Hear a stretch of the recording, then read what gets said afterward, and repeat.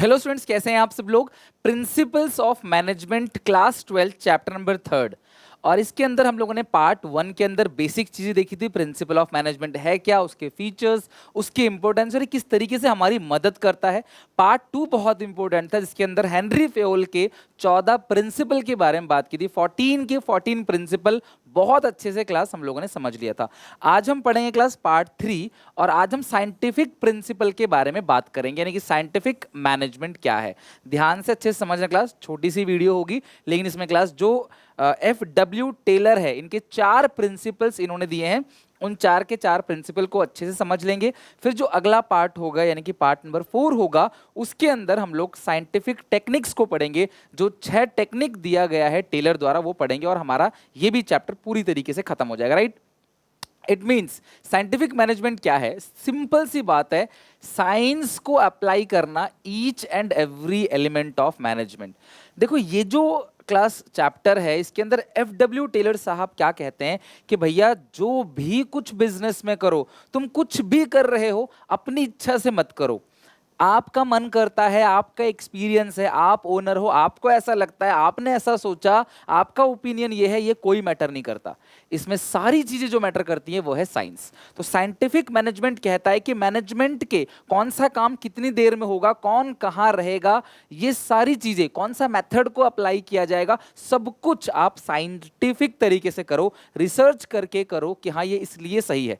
अच्छा, एक इस काम को करने में 3 घंटे लगने चाहिए, तो ये 3 घंटे क्यों लगने चाहिए, इसके पीछे साइंटिफिक डिसीजन होना चाहिए। ये नहीं कि मैं 3 घंटे में कर लेता हूं या मैं पिछले 3-4 साल से 3 घंटे में कर रहा हूं, 3 घंटे में होना चाहिए, इस तरीके से नहीं। This is called class scientific management. FW Taylor class, Frederick Winslow Taylor, जो कि थे American born, 28 of March 1856 in Pennsylvania, USA। He was known as, अच्छा मुझे बताओ, जो हेनरी फ्योल है उसको किसके फादर माने जाते हैं, कमेंट सेक्शन में बताओ। अगर आपने कल का वीडियो अच्छे से देखा होगा, डैम श्योर आप बता दोगे। और ये जो है ये फादर ऑफ साइंटिफिक मैनेजमेंट। जहां साइंस की बात आए मैनेजमेंट में, इसका मतलब क्या है क्लास, यहाँ पे कौन फादर है उसके, FW टेलर। टेलर ने 4 प्रिंसिपल्स दिए हैं साइंटिफिक मैनेजमेंट को, जो एक करके हम पढ़ने जा रहे हैं। सबसे पहला, science not rule of thumb. देखो रूल ऑफ थंब क्या होता है, जिसकी लाठी उसकी भैंस, आपने कहावत सुनी होगी। मतलब जो पावर में है जो बोलेगा वही सही होगा, क्योंकि मालिक है तो भाई मालिक जो बोलेगा वो सही बोलेगा। मालिक ने कह दिया ये तो इसका मतलब ये, मालिक ने कह दिया नहीं तो इसका मतलब नहीं। ये कहते हैं इस तरीके से बात नहीं बनेगी, क्योंकि आप ओनर हो तो आप अपना पावर नहीं चला सकते। ये कहते हैं कि साइंस को यूज करो, not rule of thumb. Office में देखो एक होता है वर्क स्टडी, हम पढ़ेंगे क्लास अगली क्लास में वर्क स्टडी। वर्क स्टडी के अंदर क्या आता है, टाइम स्टडी आता है वर्क स्टडी के अंदर, मेथड स्टडी आता है वर्क स्टडी के अंदर, मोशन स्टडी आता है वर्क स्टडी के अंदर, राइट। और class time study, method study, motion study और फैटिग स्टडी। तो ये 4 स्टडी इसके अंदर आता है वर्क स्टडी के अंदर। और इन 4 स्टडी के अकॉर्डिंग, इन 4 के 4 स्टडी के अकॉर्डिंग हमें जितने भी डिसीजन लेने हैं वो लेने हैं। फैटिग स्टडी का मतलब क्या है, रेस्ट इंटरवल कितना होना चाहिए, सब हम पढ़ेंगे टेक्निक के अंदर। टाइम स्टडी के अंदर किसी भी काम को करने का समय कितना होना चाहिए, ब्रेक कितनी देर का मिलेगा, इसके अंदर ये है। मोशन स्टडी, आप कौन सा मूवमेंट करोगे कौन सा नहीं करोगे, कौन सा मेथड आप यूज करोगे, काम करने के बहुत सारे मेथड होते हैं तो कौन सा मेथड लगाओगे, this is called work study. तो साइंटिफिक मैनेजमेंट में जो पहला प्रिंसिपल है FW टेलर का, वो कहते हैं हर जगह तुम साइंस लगाओ, रूल ऑफ थंब मत लगाओ, पावर मत लगाओ। According to this principle, Taylor insists that each job performed in the organization should be based on scientific inquiry and not on the basis of experience. Rule of thumb means dictatorship of manager, whereas scientific decisions are based on cause and effect relationship. Dictatorship समझते हो, तानाशाह, ठीक है, तानाशाह, ठीक है, dictatorship जैसे north Korea के तानाशाह है ना, उसी तरीके से क्लास ये डिक्टेटरशिप है। ये कहते हैं आप ओनर हो, अपना एक्सपीरियंस, अपना अपना जो अनुभव है वो मत लगाओ, साइंस को लगाओ हर जगह। Example, in rule of thumb the standard time required to do a particular job is decide by the manager on the behalf of his past experience. इसको कहते हैं रूल ऑफ थंब। लेकिन टेलर कहता है, Taylor insist that standard time for a job should be set up scientifically by the conducting time study, ठीक है, scientifically by conducting time study. तो भैया आप टाइम स्टडी को कंडक्ट करो और टाइम स्टडी को कंडक्ट करने के बाद आप एक किसी काम को करने का जो स्टैंडर्ड टाइम है वो सेट करो। अब टाइम स्टडी क्या है ये क्लास मैं आपको सिखाऊंगा अगली क्लास के अंदर। टाइम स्टडी वर्क स्टडी के अंदर आता है, method study, motion study, fatigue study. तो इसको कहते हैं science not rule of thumb.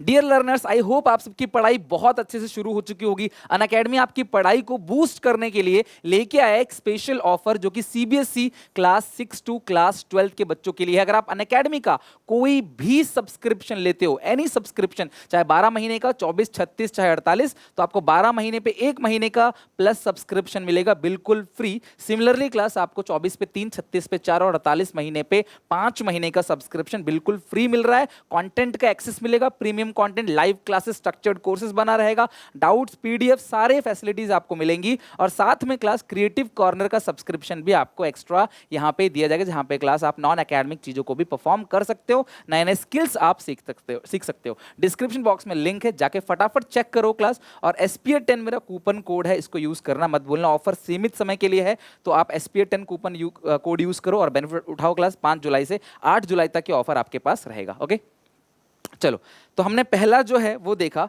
Science not rule of thumb. अब हम दूसरा बात करते हैं प्रिंसिपल ऑफ साइंटिफिक, जो FW टेलर ने दिया है, that is harmony not Discord. होता क्या है, किसी भी ऑर्गेनाइजेशन में दो तरह के ग्रुप होते हैं, एक होता है वर्कर ग्रुप, एक होता है मैनेजर ग्रुप। जो वर्कर ग्रुप होता है ना, जो काम करने वाले लोग होते हैं, दे आर वर्कर्स, वो हमेशा क्या सोचते हैं कि मैनेजर तो कुछ काम नहीं करता, बस घूमता रहता है, यहाँ वहाँ आना जाना करता रहता है, और सैलरी हमसे ज़्यादा उठाता है, हमसे 3-4 गुना सैलरी लेता है, हम पे ऑर्डर झाड़ता है, हम लोगों को इतना सब कुछ खरी खोटी सुनाता है, और दबादब पैसे छापता है और हमको सुनाता रहता है। मतलब यार हम पे जुल्म करता है। हर वर्कर को लगता है कि काम ज़्यादा करवाते हैं यार, पैसे कम देते हैं। वहीं जो मैनेजर ग्रुप है वो क्या सोचते हैं, अरे वर्कर किसी काम के नहीं है, नालायक हैं, बस टाइम पास करते रहते हैं, रिसोर्सेज को पर्सनल यूज के लिए ले जाते हैं, रिसोर्सेज को वेस्टेज करते हैं, और कंपनी को नुकसान पहुंचा रहे हैं, they are good for nothing. तो ये जो दोनों ग्रुप है, वर्कर और मैनेजर, दोनों के बीच में ना हमेशा एक नेगेटिव थॉट रहता है एक दूसरे के लिए।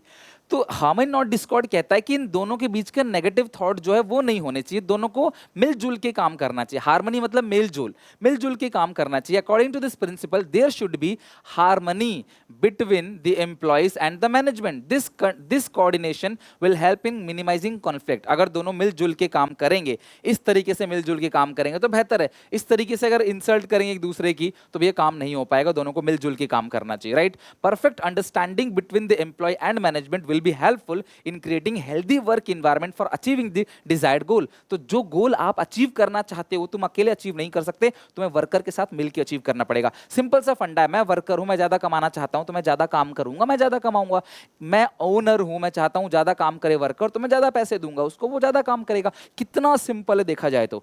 इसको खामो खामे कॉम्प्लिकेट करते हैं दोनों एक दूसरे के लिए, नेगेटिव थिंकिंग रख के। वर्कर कंपनी को नुकसान करने में लगा रहता है और क्लास वहीं पे मैनेजर जो है वर्कर को लूटने में, उनको एक्सट्रैक्ट करने में लगा रहता है कि ज्यादा काम कराऊं और कम पैसे दूं। यार ऐसी सोच नहीं रखनी। This is called harmony not discord. Taylor ने ऐसा कहा है, ठीक है।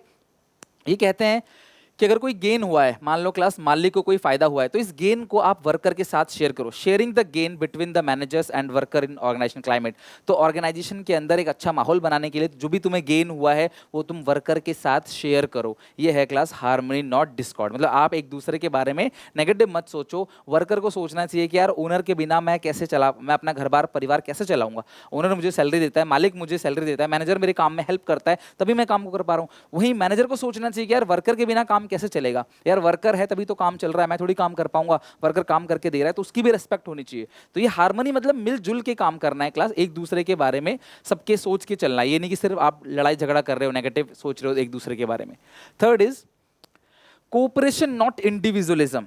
आपने एक प्रिंसिपल पढ़ा था, प्रिंसिपल ऑफ इनिशिएटिव, है ना, हेनरी फेयोल का प्रिंसिपल था। Same to same scientific principle में ये प्रिंसिपल बन गया, कोऑपरेशन नॉट इंडिविजुअलिज्म। क्या कहता है class a principle? According to this principle work must be carried in cooperation. सब जो काम है ना वो कोऑपरेट करके, एक दूसरे से कोऑपरेट करना चाहिए। मैनेजर और वर्कर जो है ना दोनों एक दूसरे को कोऑपरेट करें with each other, with mutual confidence and understanding for each other. दोनों एक दूसरे को समझें, दोनों एक दूसरे के लिए क्लास कॉन्फिडेंस बिल्डअप करें। The management must take worker in confidence before setting up standard task for them. अगर आप कोई स्टैंडर्ड टास्क दे रहे हो कि भैया देखो तुम्हें इतना काम करके देना है, तो यार वर्कर को पहले कॉन्फिडेंस में लो। सीधा सीधा वर्कर को ऑर्डर मत दो कि भैया ही काम करके देना है। नहीं, वर्कर को बुलाओ, उनसे बोलो क्या आप लोग मेरे साथ इस काम को अचीव कर पाएंगे, क्या आप लोग मेरी हेल्प करेंगे इस काम को अचीव करने के लिए, क्या हम सब मिलकर इस गोल को अचीव कर पाएंगे। तब शायद वो हाँ बोल दे।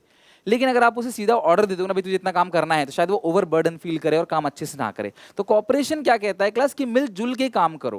कहने का मतलब क्या है क्लास, कि मैनेजर को वर्कर को कॉन्फिडेंस में लेना चाहिए पहले, किसी टास्क को देने से पहले। अब तुम्हें बहुत कंफ्यूजन होगा, सर ये और पिछला वाला सेम है, तो एक बार अपनी बुक से भी पूरा लाइन रीड कर लेना, कुछ एग्जांपल्स अच्छे से कोट कर लेना, कुछ तो मैं कर ही दूंगा यहाँ पे, ताकि इन दोनों में कंफ्यूजन ना हो। देखो यहाँ पे हाईलाइट क्या है, यहाँ पे जो मेन चीजें हैं वो क्या है, देखो जरा, यहाँ पे लिखा हुआ है manager should welcome suggestion and rewards along with given for good suggestion. अगर मैनेजर को देखो वेलकम करना चाहिए सजेशन का, कोई वर्कर कोई सजेशन दे रहा है तो उसको वेलकम करो कि हाँ ठीक है, अच्छा आपने ये सजेशन दिया, मैं आपके सजेशन का वेलकम करता हूँ और थैंक यू, और मैं इस सजेशन को अप्लाई करूंगा, और अगर इसको अप्लाई करने से कोई भी फायदा आपको होता है तो आपको क्लास वर्कर को रिवॉर्ड भी देना चाहिए। At a time worker should not go on strike.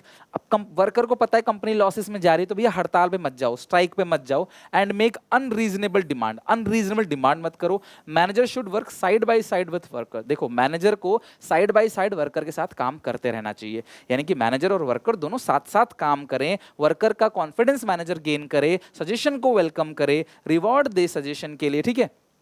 तो ये सब चीजें क्लास किसके अंदर आएगा, cooperation not individual. Case study में अगर ये सब चीज मिल जाती है, this is called cooperation not individualism. अपने बारे में मत सोचो, सबके साथ मिलके काम करो। एग्जांपल, आज काम ज्यादा है, no lunch time for today due to heavy load. आज बहुत ज्यादा लोड है तो भैया आज लंच जो है वो नहीं मिलेगा। Welcome employ suggestion, no unreasonable strikes and demand, paternalistic style participation of workers, ठीक है। यानी कि क्लास आपने सुना होगा जो जापान में जो लोग रहते हैं ना क्लास, जापान के लोग अपने फैक्ट्री के जो वर्कर्स हैं ना उनको फैमिली मेंबर की तरह ट्रीट करते हैं।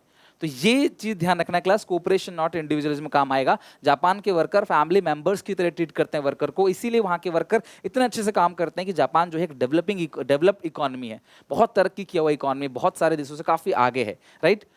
This is called cooperation not individual. चौथा है development of workers to their greatest efficiency. मेरी आप सबसे एक रिक्वेस्ट रहेगी कि 4 प्रिंसिपल तुम्हें पढ़ा है मैंने, ज्यादा नहीं, ओनली 4 पॉइंट्स। कमेंट सेक्शन में जाओ अभी इसको पढ़ने के बाद, चारों के चारों पॉइंट को लिख के दिखाओ, है ना। अगर आप लोगों को क्लास अच्छे से 14 प्रिंसिपल याद है तो वो भी आप लिख के दिखाना। वैसे मैं कभी ये नहीं कहता कि 14 प्रिंसिपल का नाम याद करो, तुम्हें नाम नहीं याद रखना है, तुम्हें अंदर का पॉइंट याद रखना है, क्योंकि तुमको ये नहीं बोलेगा कि ये प्रिंसिपल एक्सप्लेन करो, ऐसा बहुत कम आता है। तुम्हें क्या बोलेगा, बताओ इस केस स्टडी के अंदर कौन सा प्रिंसिपल है, और जो प्रिंसिपल है आपको क्लास उसको एक्सप्लेन करना है। तो अगर आपने ढूंढ लिया कि हाँ कौन सा प्रिंसिपल है, तो आपको उसे एक्सप्लेन करना है। तो 4th पॉइंट क्या कहता है, development of workers to their greatest efficiency. As a manager मैं हमेशा चाहता हूं कि मेरा जो वर्कर है वो अच्छे से काम करे। तो यार आपको उसको डेवलप करना पड़ेगा ताकि वो अपनी बेस्ट एबिलिटी से परफॉर्म करे।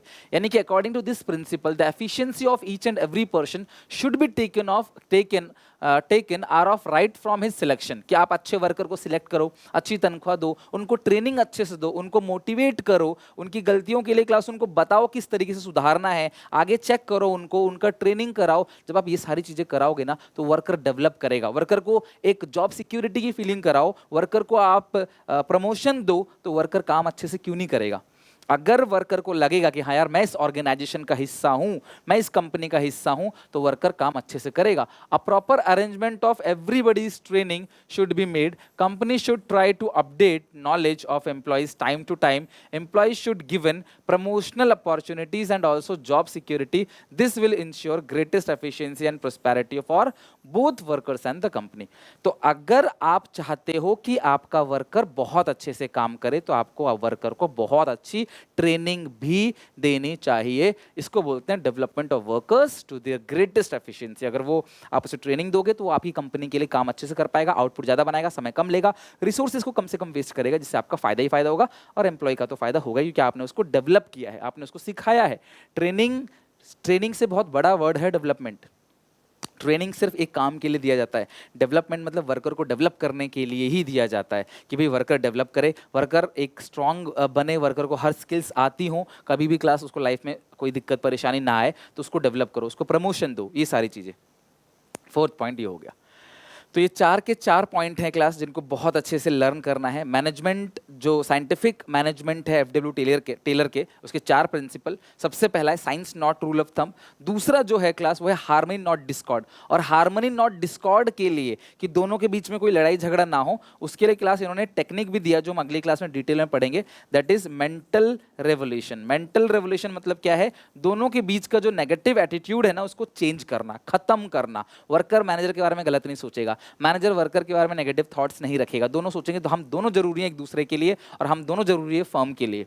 तो जब दोनों एक दूसरे को की जरूरत को समझेंगे तब ऑर्गेनाइजेशन में काम अच्छे से होगा, तब कोई ईगो क्लैशेस नहीं होगा, कोई कंफ्यूजन नहीं होगा, केओस नहीं होगा, लड़ाई झगड़ा नहीं होगा और दोनों ऑर्गेनाइजेशन गोल को इजीली अचीव कर पाएंगे। तीसरा है क्लास कोऑपरेशन नॉट इंडिविजुअलिज्म, ठीक है। और चौथा जो है development of workers to their greatest efficiency. इसे फटाफट कमेंट में लिखो और बताओ क्लास की यहाँ तक चीजें अच्छे से चल रही हैं कि नहीं। अच्छे लगे वीडियो तो लाइक करना मत भूलना, कमेंट में बताना मुझे और शेयर करना अपने सारे दोस्तों में, जितने भी आपके क्लासमेट हैं, फ्रेंड्स हैं, उन सब में। मैं तुम्हारा अकाउंट्स का, इकोनॉमिक्स का, बीएसटी का सिलेबस A to Z सब कुछ यहाँ पे टिल एग्जाम के लास्ट डेट तक सब कुछ कराऊंगा with one shot revision, shortcut tricks, case studies, MCQ, सारी चीजें।